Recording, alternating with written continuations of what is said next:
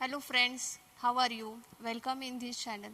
Students, पाचच्या व्हिडिओमध्ये आपण सिंपल पेंडुलम हा टॉपिक बघितलेला होता. ह्या सिंपल पेंडुलममध्ये आपण आयडियल सिंपल पेंडुलम आणि प्रॅक्टिकल सिंपल पेंडुलम असे बघितलेले होते. त्याचप्रमाणे आपण ह्यांचा टाईम पिरियड देखील फाइंड आउट केलेला होता. T = 2 पाय √L/g.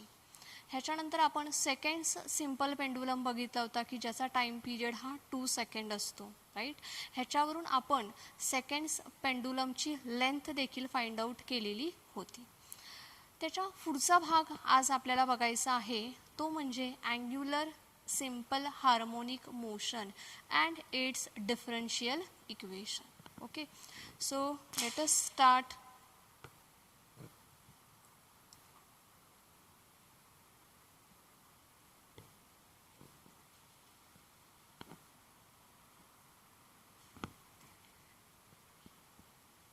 बघा, तुमच्या समोर जो डायग्राम आहे, ह्या डायग्राममध्ये आपण एक डिस्क घेतलेली आहे. ह्या एका डिस्कला आपण एका जी स्ट्रिंग आहे, ह्या स्ट्रिंगने रिजिड सपोर्टला ही डिस्क लावलेली आहे. मेटॅलिक डिस्क आहे. If we twist this metallic disc and release it, then this disc will move partly in a clockwise direction and partly in a anti-clockwise direction. Okay, so these oscillations are nothing but angular oscillations. ह्या ऑसिलेशनला आपण angular oscillations असं म्हणतात, किंवा these are known as the torsional oscillations. Okay, when we release this disc, the disc rotates partly in a clockwise direction and partly in a anti-clockwise direction. So these oscillations are known as the angular oscillations, or they are known as the torsional oscillations. Okay, so here torsional oscillation मध्ये the restoring torque is directly proportional to the angular displacement असतो, but the direction is opposite to each other. परंतु त्यांची direction मात्र कशी आहे, एकमेकांच्या opposite आहे. So the restoring torque is directly proportional to the angular displacement. This negative sign indicates that the direction is opposite to each other. Okay, जर का हे इक्वेशन आपण डायरेक्टली प्रपोर्शनलचं साईन काढायचं म्हटलं तर कसं इक्वेशन लिहिता येईल? Tau is equals to -c into theta, where c is the constant of proportionality. c हा काय आहे, तर हा कॉन्स्टंट ऑफ प्रपोर्शनॅलिटी आहे. ठीक आहे. Now this c can be defined as the restoring torque per unit angular displacement. Okay, this constant can be defined as a restoring torque per unit angular displacement. Now students, in last chapter rotational dynamics we have studied that tau is equals to I into alpha. Tau is equals to I into alpha, where I is the moment of inertia.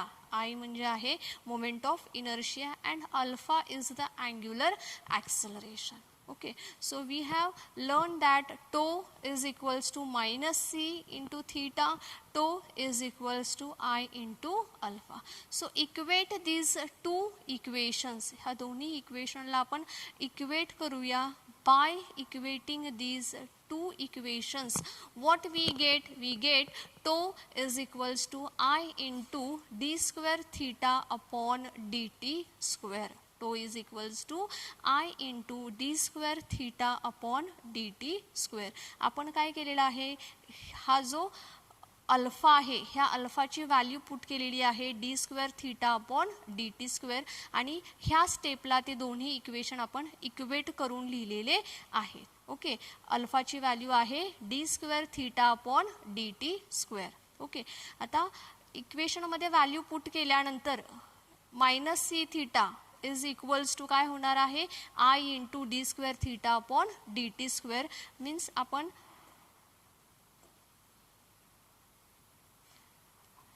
हे equation ह्या equation बरोबर equate केलेलं आहे. LHS is equals to LHS, RHS is equals to RHS. So आपण I alpha ही जी आहे ती कशाबरोबर इक्वेट केलेलं आहे, -c इंटू थीटा बरोबर इक्वेट केलेलं आहे.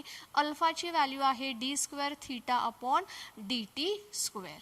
So I into d² theta upon dt² is equals to -c into theta. Okay, ह्या इक्वेशनमध्ये आपण काय केलेलं आहे, फक्त अल्फाची व्हॅल्यू पुट केलेली आहे आणि इथे ह्या स्टेपला आपण ते दोन्ही इक्वेशन इक्वेट केलेले आहेत. बघा पुढच्या स्टेपला काय होतं आहे, हा जो -c थीटा आहे तो इकडे आल्यावर प्लस होईल.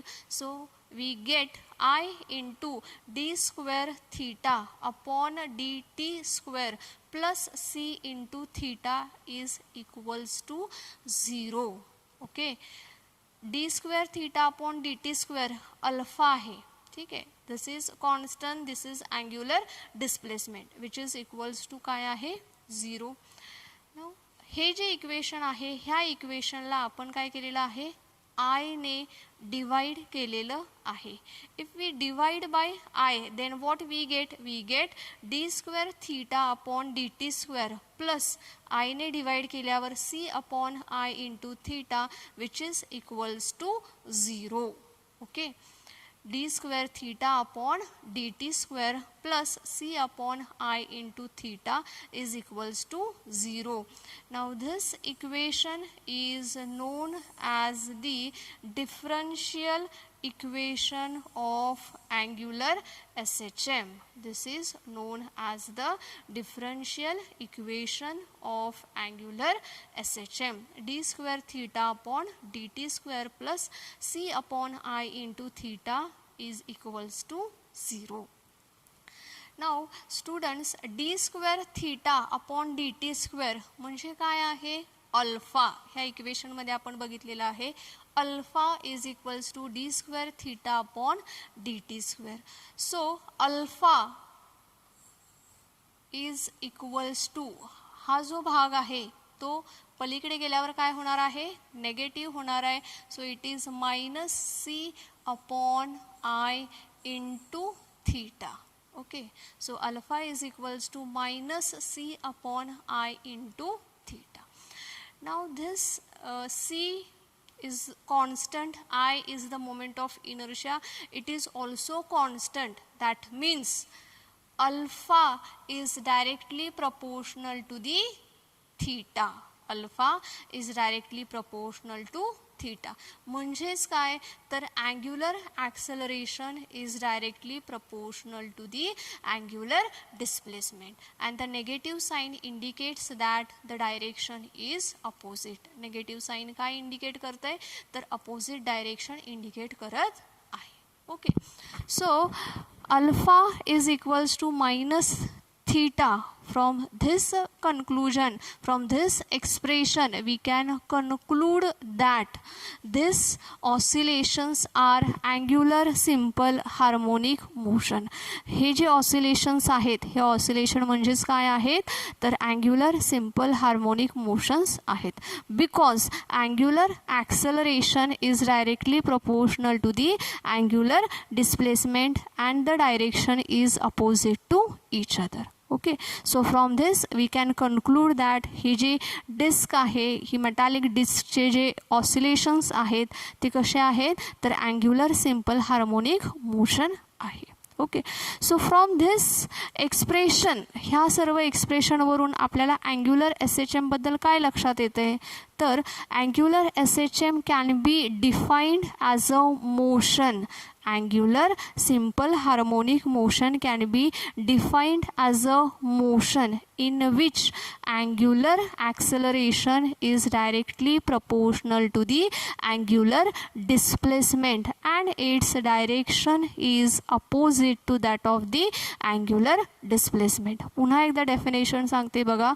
The angular simple harmonic motion can be defined as a motion in which अशी मोशन आहे की ज्यामध्ये angular acceleration is directly proportional to the the angular displacement and its direction is opposite to that of the angular displacement. Okay, so एकदा revise करूयात आपण angular oscillations. Okay, काय बघितलं आहे आपण अँग्युलर ऑसिलेशनमध्ये? Partly clockwise direction, partly anticlockwise डायरेक्शनमध्ये rotation होतं आहे. So these oscillations are known as a angular oscillation or it is torsional oscillation, की ज्याच्यामध्ये tau is directly proportional to minus theta आहे.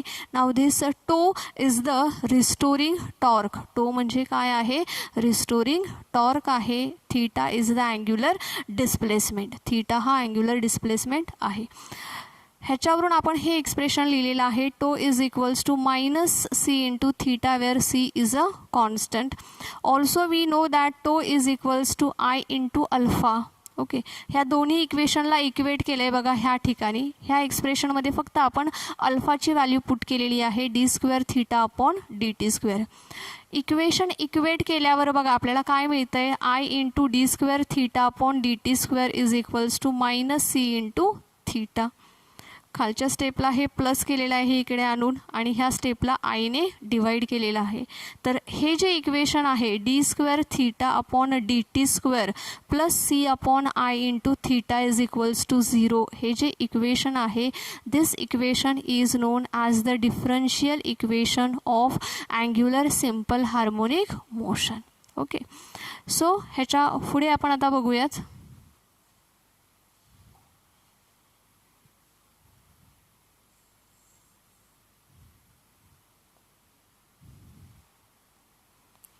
ह्याच्या पुढे आपल्याला बघायचं आहे magnet vibrating in a uniform magnetic field. एका युनिफॉर्म मॅग्नेटिक फील्डमध्ये मॅग्नेट व्हायब्रेट होत आहे.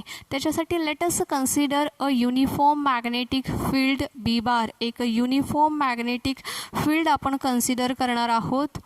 बघा तुमच्यासमोर डायग्राम आहे. ह्या डायग्राममध्ये बघा बी बार हे मॅग्नेटिक फील्ड आहे की जे युनिफॉर्म आहे. आता ह्या युनिफॉर्म मॅग्नेटिक फील्डमध्ये आपण एक मॅग्नेट फ्रीली सस्पेंड केलेलं आहे.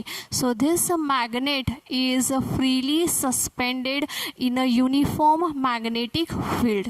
ओके, ह्या मॅग्नेटचा this is south pole, this is north pole, 2L is the length of the magnet. Okay, so now when this magnet is freely suspended in a uniform magnetic field and if we give a little twist to this magnet, then this magnet will move in a clockwise direction, anti-clockwise direction. That means it oscillates. So these oscillations are the angular oscillations, or you can say that as a torsional oscillations, right? Now this magnet when oscillate, okay, then when this magnet is oscillate, it makes angle theta. It makes angle theta with the uniform magnetic field. Okay, so that is what is theta. So the restoring torque is the force which is responsible, which tends to this magnet to move in the equilibrium position. Restoring torque हा जो force आहे हा force काय करतोय? ह्या मॅग्नेटला equilibrium पोझिशनला घेऊन येण्यास मदत करतोय. So this torque is equals to आहे minus mu B sine of theta. Okay, now torque is equals to आपण बघितलेलं आहे दिस इज इक्वल्स टू आहे आय इंटू अल्फा. रोटेशनल डायनामिक्समध्ये आपण बघितलेलं आहे. Now equate this two equations, हे दोन्ही इक्वेशन्स इक्वेट केलेले आहेत आणि इक्वेट केल्यानंतर आपल्याला काय मिळालेलं आहे तर I alpha is equals to minus mu B sine of theta असं आपल्याला एक्सप्रेशन मिळालेलं आहे. So from this expression we conclude that alpha is equals to I इकडे डिवाइड होईल, we get minus mu b upon I into sin of theta. Okay, so minus mu b upon I into sin of theta. Now this sin of theta is equals to theta. का? Because theta is very small. Theta हा अतिशय लहान असल्यामुळे sine थीटाला आपण theta असं consider करू शकतो. So alpha is equals to आहे minus mu B upon I into theta. Now this mu is the magnetic dipole moment, B is the uniform magnetic induction, I is the moment of inertia. All these are constant. That means from this expression we can conclude that alpha is equals to minus theta. आपण काय conclude करू शकतो? Alpha is directly proportional to minus theta. Okay, minus mu B upon I हे constant आहेत, म्हणजेच काय होईल तर अल्फा हा directly proportional to minus theta आहे. Okay, so angular acceleration is directly proportional to आहे angular displacement, but the direction is opposite. That means the oscillations of this magnet is angular simple harmonic motion. Okay, तर आपण आता ह्याचा time period find out करणार आहोत. T is equals to आहे 2 pi upon omega, but omega म्हणजे काय आपल्याला माहीत आहे, under root acceleration per unit displacement, but it is the angular SHM, so we have taken that angular acceleration per unit angular displacement. So T is equals to 2 pi upon under root angular acceleration per unit angular displacement. So T is equals to 2 pi upon under root angular acceleration means what? Alpha. Angular displacement means what? Theta. So from this expression हा जर का theta इकडे आला तर काय होणार आहे? Alpha upon theta is equals to काय होईल? Minus mu B upon I. Okay, minus mu B upon I. Now negative sign indicate करते, अपोजिट डायरेक्शन इंडिकेट करते. If we consider magnitude then there is a no need to take the negative sign. So alpha upon theta is equals to काय मिळेल आपल्याला? फक्त mu B upon I. So we have put the value that is alpha upon थीटाची mu B upon I. Okay, so हे जर का वरती गेलं तर काय मिळेल आपल्याला? T is equals to 2 pi under root I upon mu B. So this is the time period for the angular SHM. T is equals to 2 pi under root I upon mu B, where mu is the magnetic dipole moment, B is the magnetic uniform magnetic induction, and I is the moment of inertia. Okay, so students अशा पद्धतीने आपण काय केलेलं आहे आजच्या लेक्चरमध्ये vibrating मॅग्नेटचं आपण काय केलेलं आहे अँग्युलर SHM आहे हे आपण प्रूव्ह केलेलं आहे. आजच्या व्हिडिओमध्ये आपण इथंच थांबूयात. ह्याच्या पुढचा जो भाग आहे डॅम्पिंग ऑसिलेटर, त्याच्यानंतर फ्री अँड फोर्स्ड ऑसिलेशन हा जो भाग आहे तो आपण आपल्या पुढच्या व्हिडिओमध्ये बघणार आहोत. इथेच थांबूयात आपण. Thank you students.